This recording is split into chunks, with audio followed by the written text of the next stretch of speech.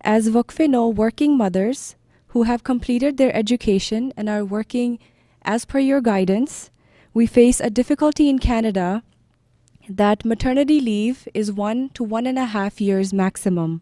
Is this enough time? Or should we resign and stay at home longer to better raise our Waqf-e-No children? تو یہ تو تم نے خود decide کرنا ہے. You your self should decide کہ تمہارے لیے 1 to 1.5 years از انف اور ناٹ. ٹھیک ہے.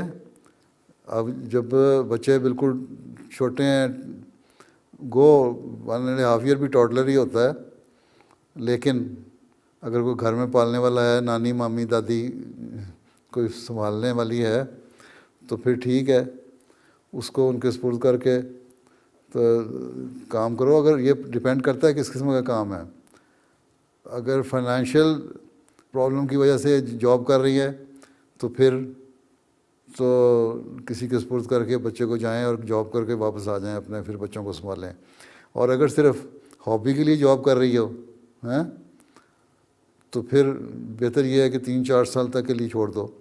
باقی بعض پروفیشنل بھی ہیں امریکہ میں مجھے ملی, بعض ڈاکٹرز جو ڈاکٹر ہیں باقاعدہ کوالیفائڈ ہیں, اپنے فیلڈ میں کام کرتی رہیں, لیکن جب بچے ہو گئے تو بچوں کی وجہ سے انہوں نے اپنے جاب چھوڑ دیے, اور 4-5-6-7 سال عمر تک کے بچے جب وہ ہو گئے, اسکول گوئنگ ہو گئے, پھر انہوں نے ایسے جاب شروع کر دیے کہ اسکول میں روانہ کر کے بچے کو, اور شام کو بچے کے اسکول سے آنے سے پہلے گھر میں موجود ہو تاکہ ان کی صحیح تربیت بھی کر سکیں.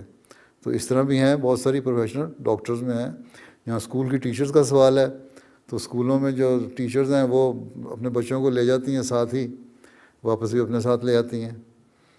تو یہ تو ڈپینڈ کر رہا ہے کہ کس قسم کا پروفیشن ہے آپ کا, اور کیا کیا آپ کی پرسنل ریکوائرمنٹس ہیں جس کے لیے آپ کام کر رہے ہیں. ٹھیک ہے. تو یہ خود فیصلہ کریں. خود اللہ تعالیٰ نے اتنی بڑا دماغ دیا ہوا ہے, عقل دی ہوئی ہے, سوچو. ٹھیک ہے.